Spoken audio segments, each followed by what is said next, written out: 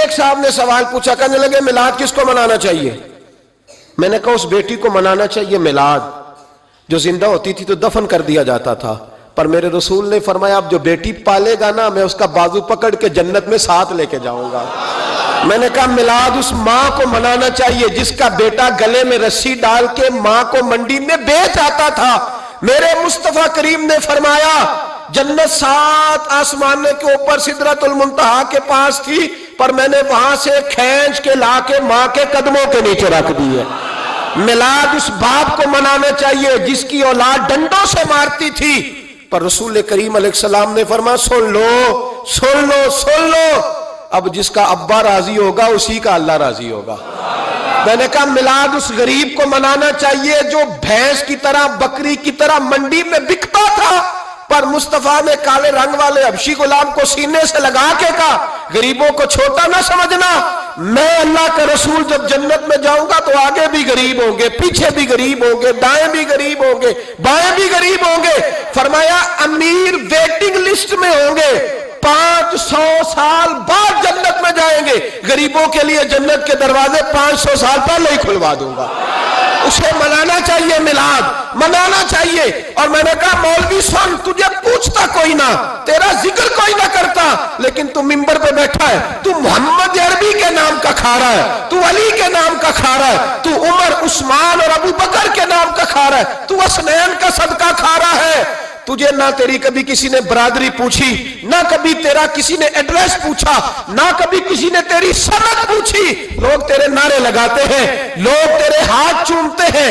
پھر مان جا کہ تجھے صبح بھی میلاد منانا ہے، شام بھی میلاد منانا ہے، اور تجھے یہ کہنا چاہیے خس خس جنہ قدر نہیں میرا ایتے صاحب نو وڈیائیاں میں گلیاں دا روڑا کوڑا، ایتے محل چڑھایا سائیاں، تیرا کام تھا تیری آنکھیں بھیگی رہتی۔ اور اس بوڑھے کو بھی میلاد منانا چاہیے جس کے بارے میں میرے نبی پاک نے فرمایا سفید داڑھی والے کی جس نے عزت کی اس نے تو رب کی عزت کی، اس نے تو رب کی عزت کی میرے بھائی۔ اس مزدور کو بھی میلاد منانا چاہیے جس کے بارے میں نبی پاک نے فرمایا جو اپنے ہاتھوں پہ چھالے ڈال کے مزدوری کرتا ہے میں نے تو اسے رب کریم کا دوست بنا دیا ہے۔ ہر اس طبقے کو میلاد منانا چاہیے جسے میرے رسول نے عزت عطا فرمائی۔ اس بہن کو بھی میلاد منانا چاہیے جس کے بارے میں نبی پاک نے فرمایا اگر کسی کا باپ چلا جائے اور اس کے حصے میں بہنیں آ جائیں، 4 بہنیں، 3 بہنیں یا 2 بہنیں بیاہ کے جو آیا تم سے، میرے محبوب نے فرمایا میری انگلیاں جڑی ہوئی ہیں نا، اس طرح میں اسے اپنے ساتھ جوڑ کے جنت میں لے کے جاؤں گا۔ اس بہن کو میلاد نہیں منانا چاہیے۔ میرے رسول پاک نے فرمایا جس کی بیٹی واپس آ جائے، طلاق ہو گئی یا بیوہ ہو گئی، واپس آ گئی، نہ بچ سکی واپس آ گئی، فرمایا واپس آنے والی بیٹی کی جو باپ خدمت کرے گا میرے رسول پاک فرماتے ہیں میں قیامت میں اس کا سفارشی بنوں گا۔ تو اس بیوہ کو اور طلاق یافتہ کو میلاد نہیں منانا چاہیے؟ وہ اس رسول کا ذکر نہیں کرے گی جس نے اتنا درجہ دے دیا، اتنا نواز دیا؟ اور تجھے تو صبح و شام میلاد کرنا چاہیے تھا، تجھے تو صبح و شام درود کرنا چاہیے تھا، سلام کے گجرے بھیجنے چاہیے، یا رسول اللہ کہتے تیری زبان جو ہے وہ ہر وقت تر رہنی چاہیے تھی، تو بحث کر رہا ہے، تو اس پہ دلیلیں دے رہا ہے، تو اس پر باتیں کر رہا ہے۔ حضرت عمر سے پوچھنا، حضرت عمر سے جناب اسامہ بن زید رضی اللہ تعالیٰ عنہ حضور کے غلام تھے، نبی پاک ان سے بڑا پیار کرتے تھے۔ ایک جنگ میں پیسے آئے تو حضرت عمر فاروق رضی اللہ تعالیٰ عنہ نے 25,000 دیا اپنے بیٹے کو، اور اسامہ بن زید کو 50,000 دینار دیے۔ بیٹا کہنے لگا ابا جی وہ تو چھوٹے ہیں میں بڑا ہوں، وہ حضور کے زمانے میں بچے تھے میں جہاد کرتا تھا، یہ آپ نے کیا کیا؟ تو حضرت عمر رو پڑے، کہنے لگے بیٹا یہ تیرے باپ کے سر پر جو عزت کے بال ہے یہ مصطفیٰ کے اگائے ہوئے ہیں۔ یہ نبی پاک، اسامہ سے نبی پاک کا پیار بڑا تھا، حضور کی محبت بڑی تھی۔ بیٹا اس کے ناک سے رینٹ نکلتی تھی تو رسول پاک اپنے ہاتھوں سے صاف کر دیتے تھے، حضور اس کو گود میں بٹھاتے تھے۔ میں کیسے بھول جاؤں رسول پاک کے احسانات کیسے۔ حضرت عمر جا رہے تھے تو مکے کے رستے میں ایک تنا آیا، کھجور کا خشک تنا، حضرت عمر نے اس کو بازوؤں میں لے کے رونا شروع کر دیا۔ عمر کیا ہوا؟ کہنے لگے یہاں تو میں اونٹ چرایا کرتا تھا، یہاں، اور میرا باپ مجھے مارا کرتا تھا، دیکھو آج عمر نعرہ لگاتا ہے تو کیسر و کسرا کہاں، او بھائی اصلہ نال جے نیکی کریے، ہاں اصلہ نال جے، اصلہ نال جے نیکی کریے، تے وہ نسلاں تاک نہیں بھول دے ہاں بے اصلاں نال نیکی کریے تے پھل کنڈیاں نال تول دے. اور سن تیری دنیا بھی حضور کے صدقے بنی اور تیری قبر میں بھی کوئی ساتھ نہیں جائے گا, کوئی ساتھ نہیں جائے گا.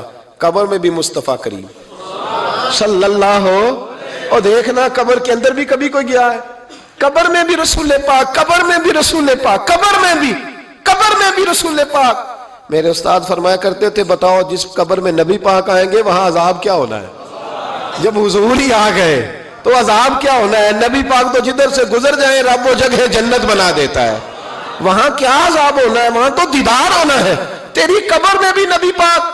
اور حضور نے فرمایا میزان عمل پہ عمل تلیں گے تو پھر بھی میں تمہارے پاس ہوں گا. حضور علیہ السلام نے فرمایا پل صراط سے گزرو گے تو پھر بھی میں تمہارے پاس ہوں گا. اور میرے رسول پاک علیہ السلام نے فرمایا جب تم جنت میں جانے لگو گے تو پھر بھی میں تمہارے. تو بتا تیرے رسول تو ہر وقت تیرے ساتھ ہے, تو کب کب نبی پاک کے ساتھ ہوتا ہے؟ تو بتا نا تو کب کب نبی پاک کے ساتھ؟ میں چھوٹے جلسے کا قائل ہوں, لمبی محفل میں گزارش کرتا ہوں دوستوں سے کہ لمبا جلسہ نہ کرو.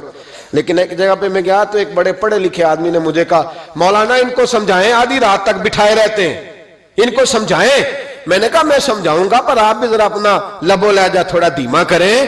تو پوری رات نہیں نبی پاک کے لیے جاگا اور میرے رسول تو ساری حیات تیرے لیے جاگتے رہے, ساری رات محبوب نے. کیا کہتے ہیں بریلی کے امام اعلیٰ حضرت فرماتے ہیں ان کی مہک نے دل کے غنچے کھلا دیے, وہ جس راہ چل دیے ہیں کوچے بسا دیے ہیں, میرے کریم سے گر قطرہ کسی نے مانگا دریا بہا دیے, دربے بہا دیے ہیں. اور اللہ کیا جہنم اب بھی نہ سرد ہوگا؟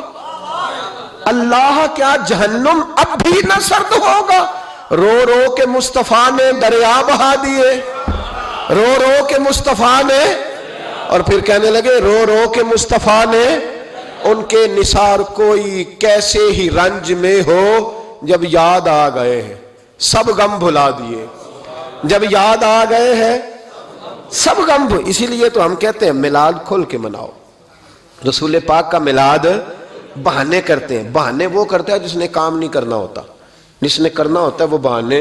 اعلیٰ حضرت نے جو پروگرام دیا وہ بڑا لمبا چوڑا ہے, کب تک کا تجھے کیا بتائے. اعلیٰ حضرت فرما گئے حشر تک ڈالیں گے ہم, حشر تک ڈالیں گے ہم پیدائش مولا کی دھوم, اور مثل فارس نجد کے قلعے گراتے جائیں گے اور خاک ہو جائیں عدو جل کر, مگر ہم تو رضا دم میں جب تک دم ہے ذکر ان کا سناتے جائیں.